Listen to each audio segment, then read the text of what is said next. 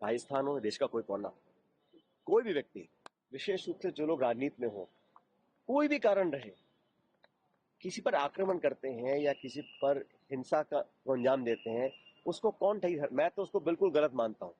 कौन अपनी गाड़ी में खुद आग लगाएगा? और अगर बाहर के लोग थे भी तो अंदर आए कैसे? वो उसकी जिम्मेदारी किसकी है? मैं कहा सरकार के मंत्रियों ने कहा था पहले कि जुडिशियल जांच होनी चाहिए। पुलिस प्रशासन पॉलिटिकल कोई भी व्यक्ति हो, बड़ा अधिकारी जांच करेगा। तो मैं आज ही बता रहा हूँ आपको, कुछ निकल के नहीं आएगा उसके अंदर। अगर हमें तथ्य तक पहुंचना है तो जुडिशियल इंक्वायरी जरूरी, उनको माफी मांगनी चाहिए। मैं तो बल्कि कहता हूँ इसमें जो भाजपा का शीर्ष नेतृत्व है उनको माफी मांगनी चाहिए। महात्मा गांधी या नेहरू जी के खिलाफ ऐसी बात की है, ये शोभा नहीं देता। और पूर्वजों को गाली देना कोई नई बात नहीं है। अब वो क्या जांच करेंगे, उसका क्या परिणाम आएगा, लेकिन तुरंत प्रभाव से निर्वाचन आयोग को निष्पक्ष और प्रभावी कार्रवाई करनी चाहिए थी। कितने लोगों को प्रभावित कर चुके थे, कौन उनके संपर्क में थे, कैसे पूरे इसको अंजाम दिया गया, ये मैं समझता हूँ बड़ा एक चिंता का विषय। लोकतंत्र में इतनी बड़ी धनराशि लेकर मतदान से कुछ घंटे पहले सत्ता वाली पार्टी जो केंद्र में सत्ता में है, प्रदेश में सत्ता में है, उनके बड़े नेता इस प्रकार के अगर सरेआम पकड़े जाते हैं, आप कल्पना कीजिए कि इन्हीं सभी ताकतों ने क्या क्या किया होगा पूरे चुनाव प्रचार के दौरान। और झारखंड और महाराष्ट्र जहां पर मतदान कल संपन्न होगा, दोनों प्रदेशों में इंडिया अलायंस बहुत मजबूती से आगे बढ़ रही है। महाराष्ट्र में जहां कल पोलिंग होगी, वहां पर लोग मन बना चुके हैं।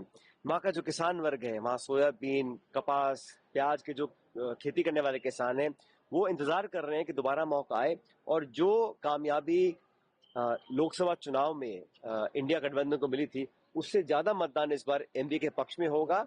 और मायावती की जो सरकार है, किस प्रकार के भाषण आ रहे हैं, मुझे बड़ा आश्चर्य हुआ जब सत्ता में बैठे मंत्री, कोई डिप्टी चीफ मिनिस्टर है, कोई प्रदेश का मुख्यमंत्री है, वो इस प्रकार खुलेआम धर्म की आड़ में वोट मांग रहे हैं। यूपी के मुख्यमंत्री कहते हैं बटोगे तो कटोगे।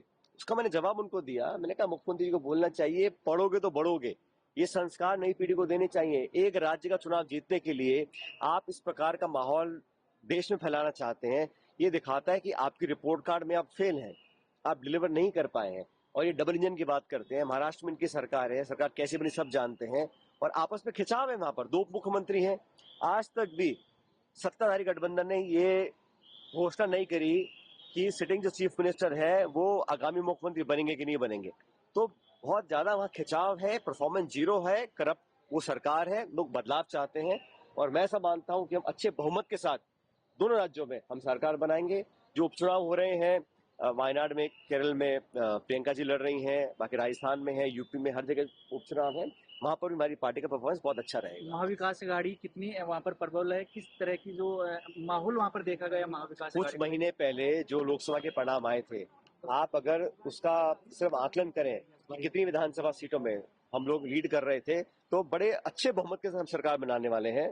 महाविकास अघाड़ी का हमारा जो 5 गारंटी है, हम लोगों ने जो एजेंडा रखा है, जो हमारे उम्मीदवार हैं, जो हमारा कैंपेन रहा, और जिस प्रभावी तरीके से राहुल गांधी जी ने, प्रियंका जी ने रोड शोज किए, जो भीड़ आई थी, मुझे देखकर तो ये मैं आसानी से कह सकता हूं कि माहौल हमारे पक्ष में है और जो मतदान कल होगा वो भी हमारे पक्ष में ही होगा। राजस्थान उपचुनाव को लेकर भाजपा के प्रदेश अध्यक्ष ने आज कहा है कि महात्मा गांधी और नेहरू ने देश को तोड़ने का काम किया। ये देखो शोभा नहीं देता।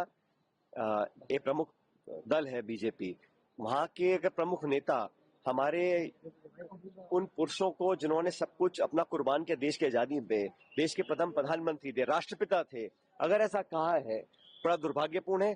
तुरंत उनको माफी मांगनी चाहिए। मैं तो बल्कि कहता हूं इसमें जो भाजपा का शीर्ष नेतृत्व है उनको माफी मांगनी चाहिए। अगर भाजपा के किसी भी व्यक्ति या नेता ने महात्मा गांधी या हमारे राष्ट्रपिता महात्मा गांधी या नेहरू जी के खिलाफ ऐसी बात की है, ये शोभा नहीं देता।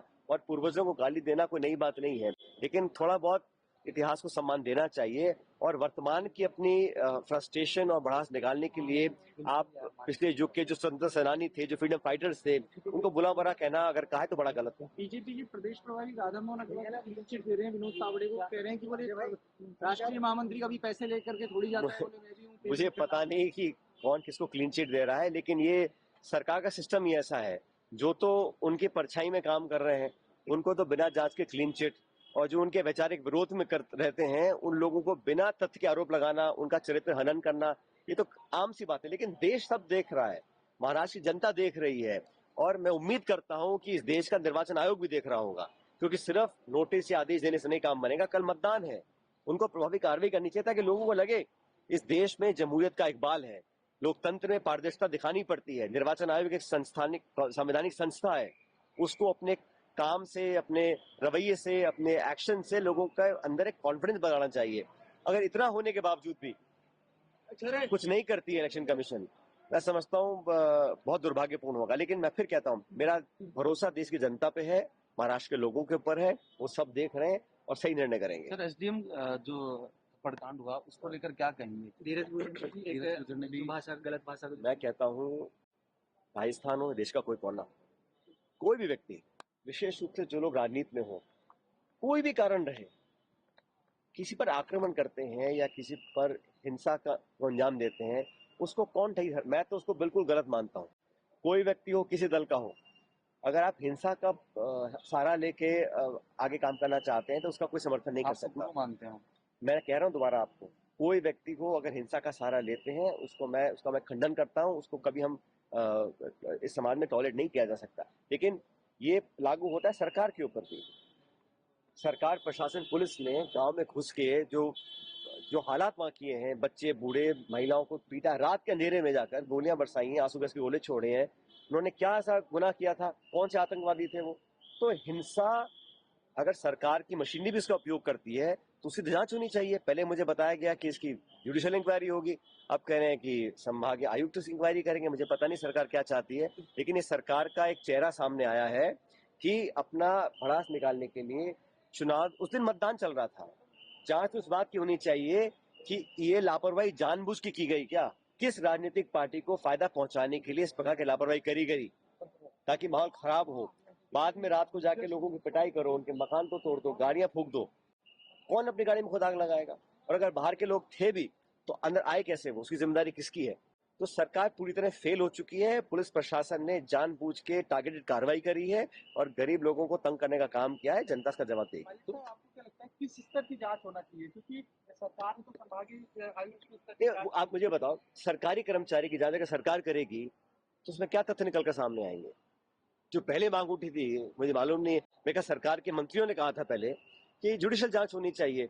पुलिस प्रशासन, पॉलिटिकल, कोई भी व्यक्ति हो, अगर अधिकारी का बड़ा अधिकारी जांच करेगा तो मैं आज ही बता रहा हूं आपको, कुछ निकल के नहीं आएगा उसके अंदर। अगर हमें तथ्य तक पहुंचना है तो जुडिशियल इंक्वायरी जरूरी है। प्रदेश की 7 सीटों पर जो उपचुनाव है, किस तरह के परिणाम देखें? 7 की 7 कांग्रेस पार्टी जीतेगी।